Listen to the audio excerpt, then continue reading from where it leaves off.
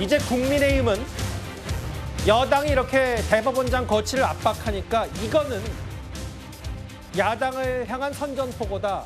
장외 투쟁까지 검토하고 있습니다. 저희가 준비한 화면을 만나보겠습니다. 우리가 가끔씩 잊어버리는 게 있는데 권한을 또는 권력을 가지면 그게 자기 거인 줄 착각하는 경우가 있습니다. 잠시 국민으로부터 위임받은 거죠. 내가 시험을 받든 선거를 통해서 표를 얻었든 내가 가지고 있긴 하지만 그건 잠시 위탁받은 거죠. 대리하는 겁니다.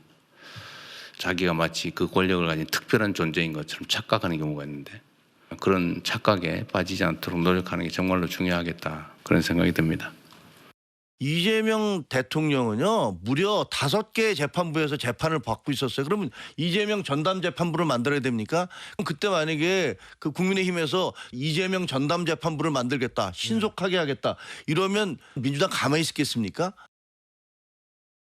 사실 조희대 대법원장의 거취에 대한 압박이 나온 여러 배경 중에 하나는 내란 전담 재판부, 민주당에서 먼저 띄어올린 이 공방으로 시작이 된 것 같은데요. 정혁진 변호사님. 네네. 야당에서는 아예 내란 전담 재판부 만들 거면 아예 이재명 대통령도 재판 5개 진행 중이니까 이재명 전담 비리 특별 재판부도 만들어야 되는 거 아니냐라고 얘기를 하고 있어요. 제가 봤을 때 둘 다 잘못된 겁니다. 왜냐하면 내란 특별 재판부도 위헌적 소지가 굉장히 큰 거고요. 예. 이재명 전담 재판부도 마찬가지 아니겠는가? 왜 전담 재판부가 저런 문제가 있냐면은 특정한 재판부에서 특정한 사건을 받도록 하고 그 재판부를 인위적으로 구성하는 것 자체가 위헌입니다. 왜냐하면 그거는 재판의 공정성을 심각하게 깨뜨리는 거고 재판이 공정하지 못한데 어떻게 사법부가 독립할 수 있겠습니까? 사법부의 독립성이 어떻게 인정된다고 할 수 있겠습니까? 그러면 삼권 분립이 무너지는 거고요. 예. 삼권 분립이 무너진다라고 하는 건 국가의 시스템이 무너지는 것이다.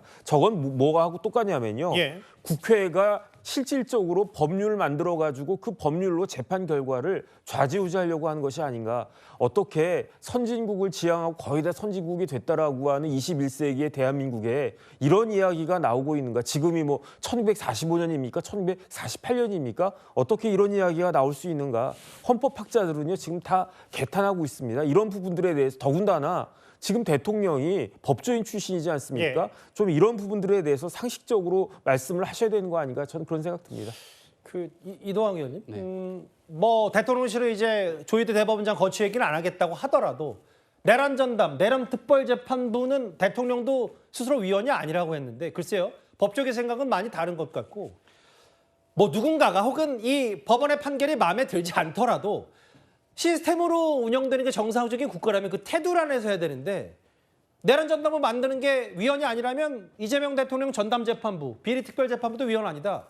이렇게 반박할 수 있는 거 아닙니까, 야당이? 저는 거꾸로 대통령의 말씀이 어떤 가이드라인을 치는 것이 아니고 기본적으로 헌법적인 부분을 놓고 보자는 거예요. 예를 들면 헌법이 제정될 때 어떻게 통과되죠? 국회에서 통과됩니다. 국회에서 통과되고 국민투표로 결국 그것이 완결이 되죠. 그리고 개정할 때도 마찬가지입니다. 국회에서 통과가 돼요. 그러면 제정을 할 때든 개정을 할 때든 사법부의 모양, 입법부의 모양, 권력관계 이런 것들에 대해서 전부 다 그 밑그림을 어디서 그리죠?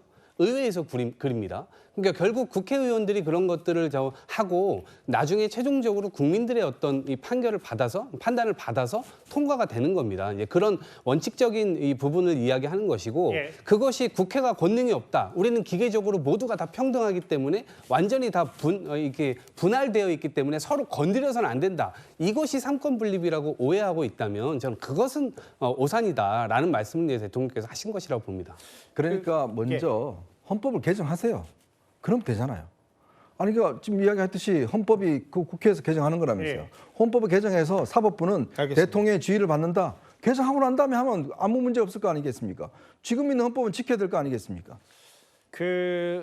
아예 국민의힘은 이제 대구 동대구역에서 이제 5,000명 집회 신고 이제 본격적인 대여 투쟁, 장애 투쟁도 준비하는 것 같은데 개혁신당의 이준석 대표인가요? 본인이 올린 인공지능 AI 영상이 있는데 사진 아예 파란 점퍼를 입은 이재명 대통령이 뭐 민주당이 뭐 판사본까지 들고 있고 뒤에는 또 대통령실 로고까지 있고 뭐 할 수 있는 거 다 하면 되는 거 아니냐 민주당 마음대로. 김진욱 대변인님. 지금